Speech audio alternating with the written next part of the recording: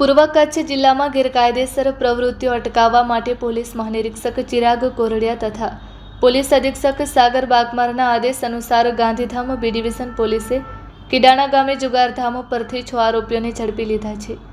અંજાર વિભાગના નાયબ પોલીસ અધિક્ષક મુકેશ ચૌધરીના માર્ગદર્શન હેઠળ બી ડિવિઝનના police inspector SV Gojiya, police sub inspector LN Vadhiya અને સર્વેલન્સ સ્ટાફે કિડાણાની સાવરિયા સોસાયટી બાજુમાં બાવળીની ઝાડીમાં ખુલ્લી જગ્યામાં રેડ કરી હતી.